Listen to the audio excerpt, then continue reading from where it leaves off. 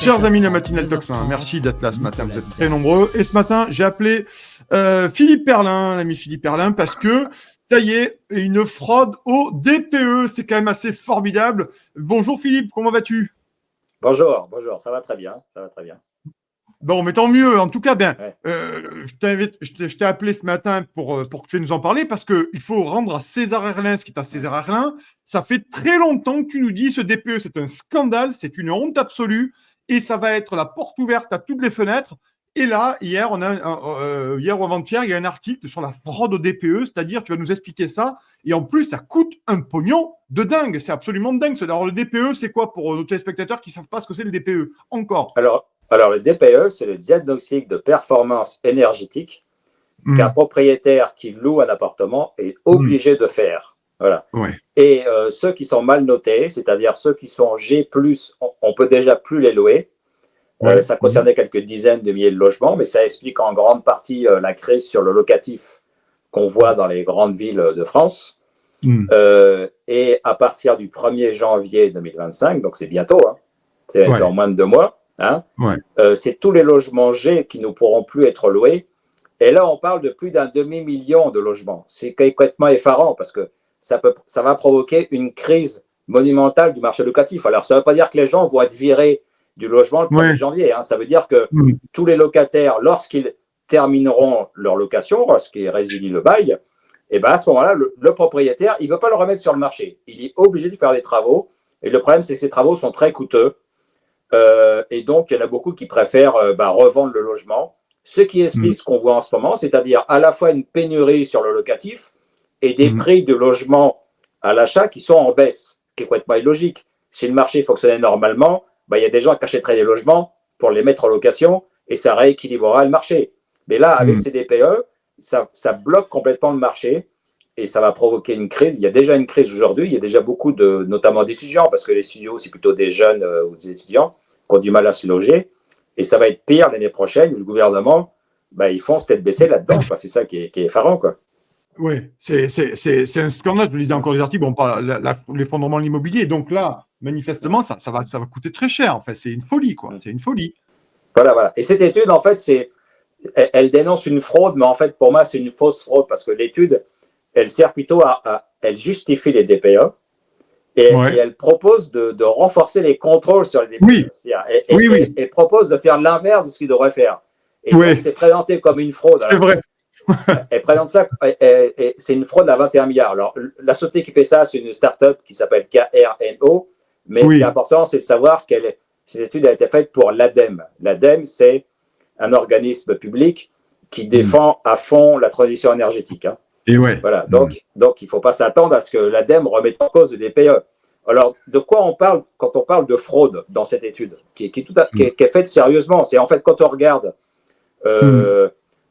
les différents DPE qui sont donnés au logement, on voit qu'il y a à peu près, c'est l'estimation de l'étude, il y a 19% des logements notés, qui devraient être notés F, qui se retrouvent en E, c'est-à-dire qui sont mis dans la bonne catégorie parce que G, donc ce sera impossible à louer en 2025, F, ce sera un peu plus tard. Par contre, si c'est E, vous êtes tranquille pour au moins une dizaine d'années, donc voilà, ça va. Et donc, ce qu'on voit, d'ailleurs, quand on voit, il y a un graphique qui le montre, mais c'est aussi les chiffres qui le montrent, c'est qu'il y a beaucoup de logements qui sont surclassés en E de façon à s'arranger avec le propriétaire, quoi. Voilà.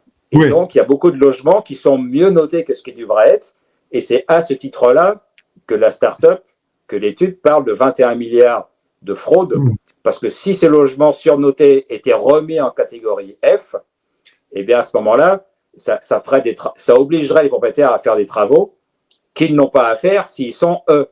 Voilà, c'est ça la fraude.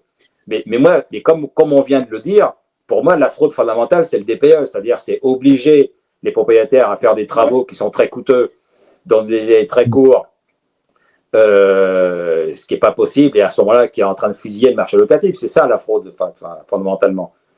Ouais.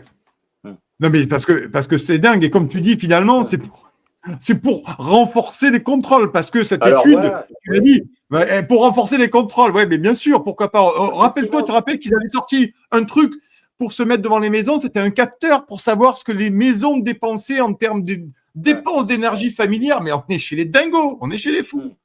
Ouais. Et pour montrer que ces DPE, en fait, sont mal conçus, je vais citer une étude qui date du début de l'année, qui vient d'un organisme public en plus. Donc, on peut pas, le Conseil d'analyse économique, qui est rattaché au Premier ministre. Donc, on peut pas l'accuser d'aller contre le gouvernement ou d'être complotiste, je ne sais quoi.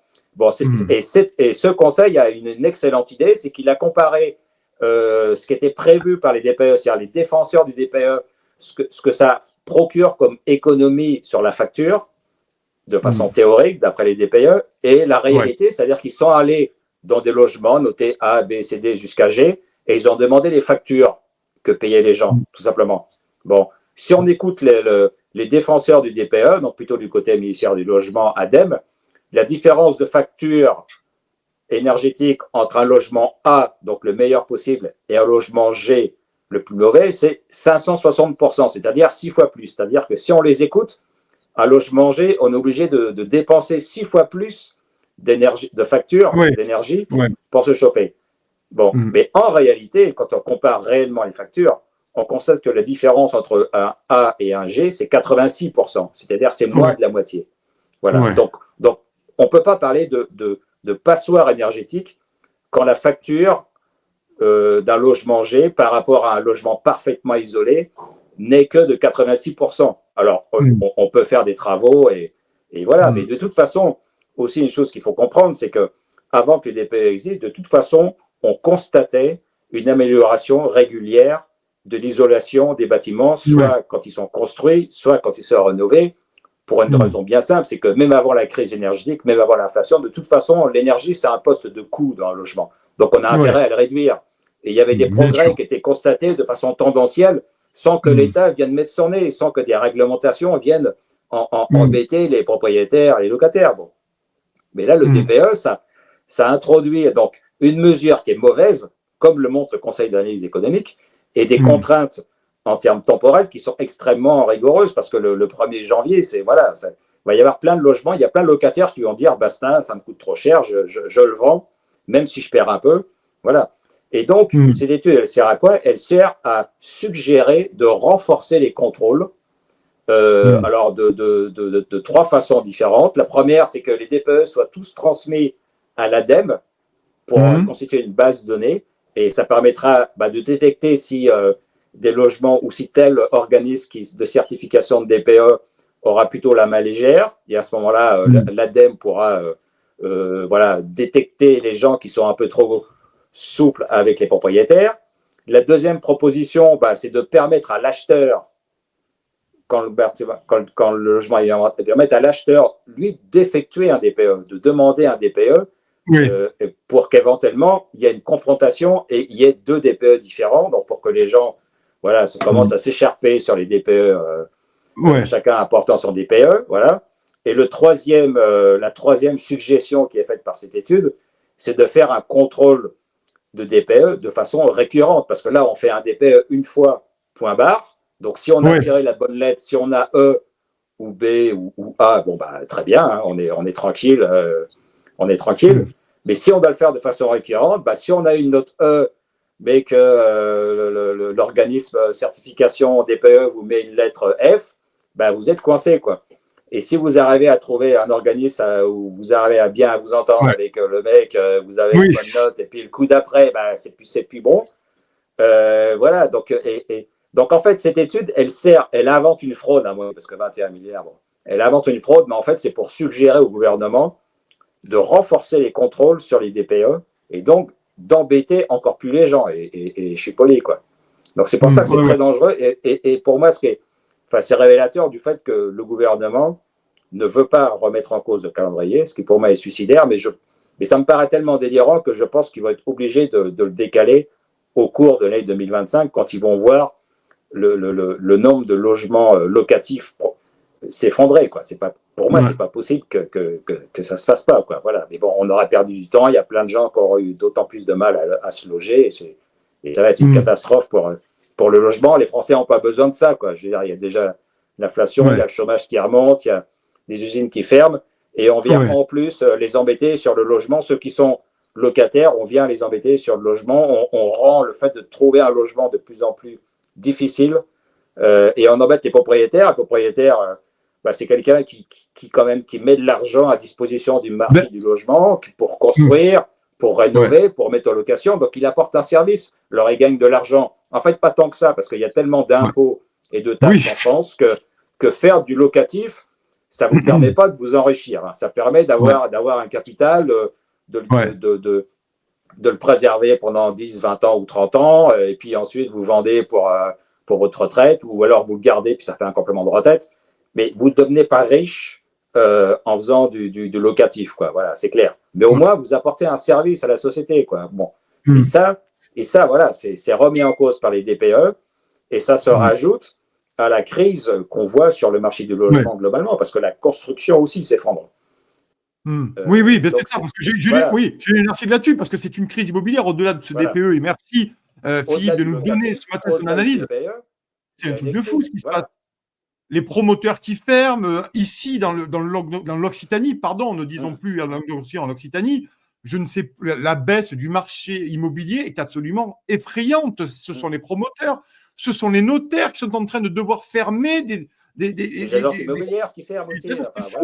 Même des études notariales sont en train de fermer, de licencier, parce qu'effectivement, ils faisaient beaucoup d'argent sur les transactions, chers amis, la partie notariale et ils ne les font plus. Donc, on se retrouve dans un marché immobilier qui est en train de s'effondrer, Philippe. Hein, je n'exagère pas en disant ça. Hein. Non, tout à fait.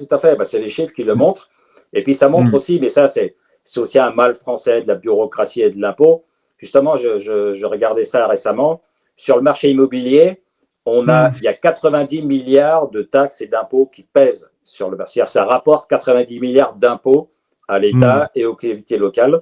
Et dans le même temps, on a 43 milliards d'aides, c'est-à-dire des aides au logement sous forme diverses, des prêts à taux zéro, des choses comme ça, les APL, enfin tout ça.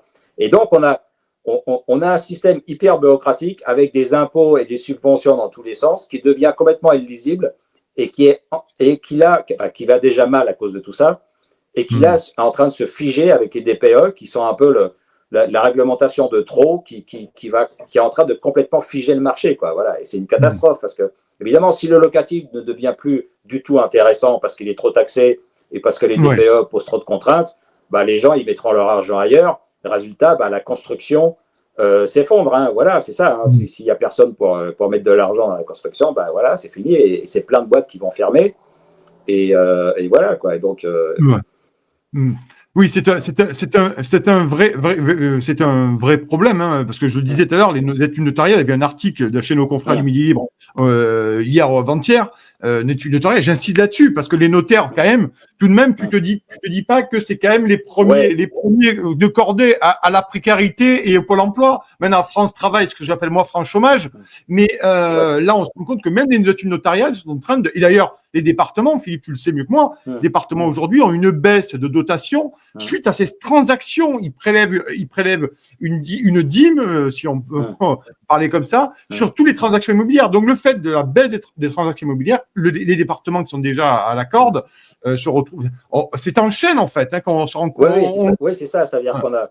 Parce que ce qu'on appelle les frais de notaire, c'est pas le notaire qui se les met dans la poche. Hein, lui en prend une toute petite partie. Donc, ça lui permettait jusqu'ici de bien vivre. Mais si même des charges notariales ont des difficultés, ça montre vraiment que le marché immobilier va mal. Mais le gros de ces frais de notaire, c'est ce qu'on appelle les DMTO, donc les droits de mutation à titre onéreux, qui vont dans la poche des départements. Et c'est une des principales ressources des départements.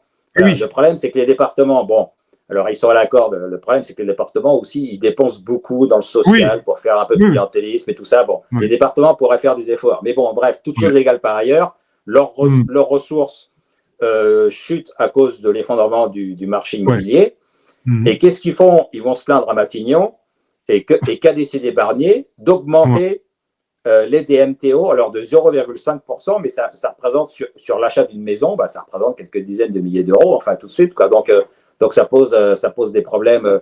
Donc ça va en fait accentuer la crise du marché locatif, quoi. Parce que il aurait plutôt fallu diminuer les taxes pour relancer le marché, mais non, ils font le contraire. Ils augmentent les impôts. C'est comme tout à l'heure, je disais 90 milliards de ponctions et 43 milliards de subventions. Moi, je dirais, il faut plutôt, on supprime toutes les subventions, on divise par deux les impôts, et on supprime les DPE, et ça permettrait de relancer le marché. Bon, alors on peut faire les ajustements, on peut garder un peu les APL le temps que le marché augmente et que l'offre augmente et que les prix diminuent. Bon, on peut étager ça sur 2 ou 3 ans et pas faire tout d'un coup, mais quand même, quoi. Il faudrait quand même être dans cette logique de diminuer les subventions et de diminuer les impôts pour que l'investissement locatif redevienne intéressant, que les gens mettent leur argent là-dedans et qu'on relance la construction. Et à ce moment-là, parce qu'il faut comprendre, c'est qu'on dit quand le bâtiment va, tout va, parce que c'est le premier secteur économique, en fait, en nombre de personnes et puis en consommation de matériaux. C'est énorme, en fait.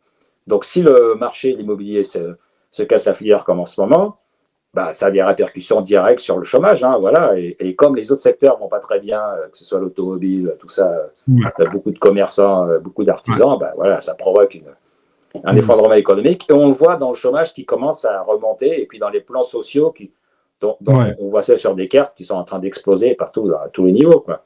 Donc, l'industrie va mal. Beaucoup de métiers d'artisans, notamment si tu consommes beaucoup d'énergie, comme les boulangers, ça va mal. Et le bâtiment, qui justement est quelque chose qui fait travailler des gens en France, voilà, ça pourra aider à soutenir l'activité économique, et ben ça, on est en train de le fusiller avec les DPE.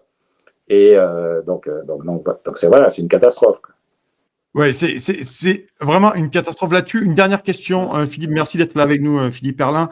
Merci à vous d'être là, bien entendu. Partagez, likez. Vous le savez, c'est extrêmement important. Et n'hésitez pas, pour ceux qui le peuvent, nous faire un don également et vous abonner à Tocsin également. Ça y est, on nous parle rapidement. Nous scénario à la grecque. Michel Barnier nous a dit que la tempête était presque là. C'était grave s'il y avait motion de censure. Il y a 2 jours, nous avons emprunté plus haut que la Grèce, à des taux plus élevés que la Grèce. Est-ce que toi, là aujourd'hui, ce qui se passe, tu souscris à cette idée de scénario à la grecque avec des marchés dans quelques semaines peut-être ou pas du tout? Oui, tout à fait, parce que je l'ai dit le 17 octobre chez Berkoff, on peut être en faillite à Noël. Parce c'est vrai que tu l'avais dit chez André Berkoff, qu'on salue d'ailleurs, André. Il ne restait plus beaucoup d'étapes avant la faillite, c'est-à-dire là déjà, donc vendredi, il y a Moody's qui va donner sa note sur la France. Si on est dégradé du double A à simple A, ça veut dire qu'on change de catégorie là. Donc on passe d'une dette de bonne qualité à moyenne.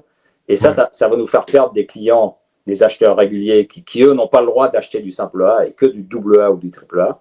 Donc ça risque d'avoir un impact assez direct si ça se fait. Et puis si en plus le gouvernement saute, alors c'est pas que je défende ce gouvernement, c'est pas que je défende ce budget qui est nul, qui n'a aucune ambition, qui fait aucune coupe sérieuse, mais bon, si le gouvernement saute, vu de l'extérieur, parce que ça va être pris comme quelque chose d'inquiétant par les investisseurs, et ça risque de nous amener très vite dans un scénario à la grecque, c'est-à-dire qu'on émettra des obligations, et puis en face, il n'y aura pas forcément assez de monde pour les acheter, et donc l'État se retrouvera sans argent, et peu de temps après, il ne pourra plus payer les salaires des fonctionnaires ou les retraites, et ça, il n'y a plus beaucoup d'étapes. Alors Barnier dit votez pour mon budget, sinon ça va arriver.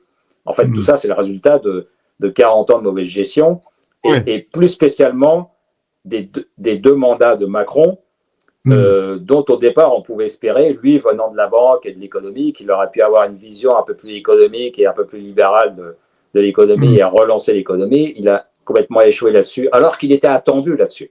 Je veux dire, il était quand même, et c'est là-dessus qu'il a fait une grosse partie de sa campagne en 2017. Il faut se rappeler, c'est sur l'économie. Il a dit, moi je viens de la banque, voilà. Tous mes concurrents sont des politiciens professionnels.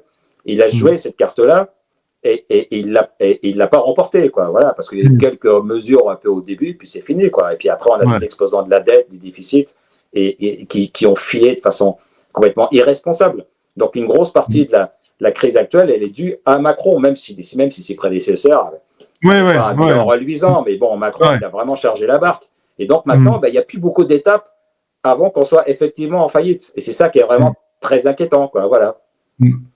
Ouais, rapidement, à 1 minute, Philippe, les marchés se retournent, Moody's nous dégrade, on va faire très rapidement, très schématiquement.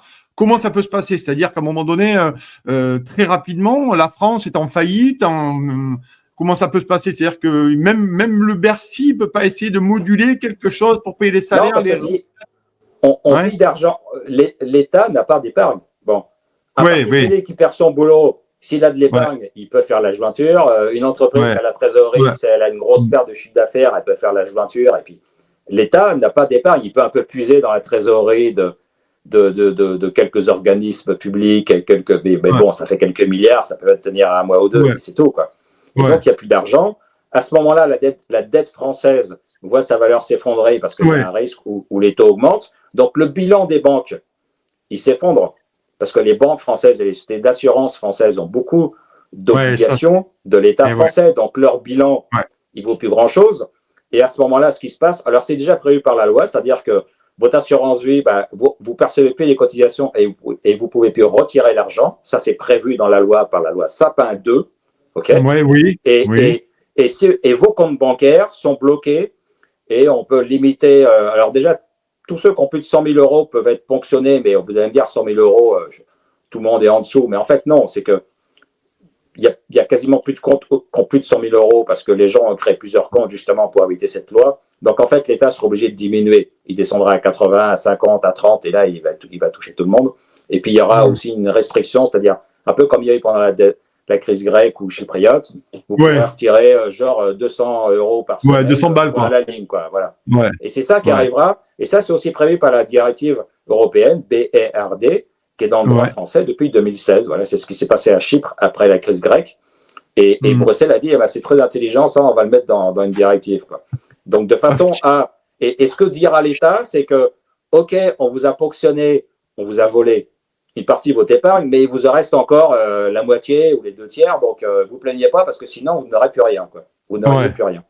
Donc, c'est un peu le discours de l'État qui va sortir si ça arrive, quoi. Voilà, donc c'est pour ça qu'il ne faut pas forcément avoir trop à la banque. Et puis, tout ce qui est or, bitcoin, immobilier aussi, malgré tout, parce que l'immobilier, de l'immobilier bien placé, ça vaudra toujours quelque chose, ça a une valeur intrinsèque, même si la valeur bouge. Bon, c'est un bien réel, donc voilà, ça peut être intéressant de mettre ses placements, d'avoir une partie de son patrimoine là-dedans et de ne pas avoir tout son patrimoine dans de l'assurance vie, parce que ça, c'est un petit peu risqué quand même. Voilà, quoi.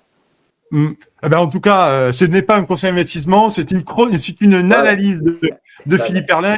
Toxin ne fait pas de conseil d'investissement, nous n'avons pas les garanties et puis pas la spécialité, mais on reçoit des gens, effectivement, et des experts comme Philippe Herlin qui permettent de décrypter. Merci beaucoup, Philippe, d'être venu ce matin sur Toxin et de nous avoir mis de bonne humeur en presque début de week-end, en tout cas. Merci beaucoup, Philippe, d'avoir répondu toujours favorablement à l'appel de Toxin. Merci beaucoup, on te souhaite un excellent week-end.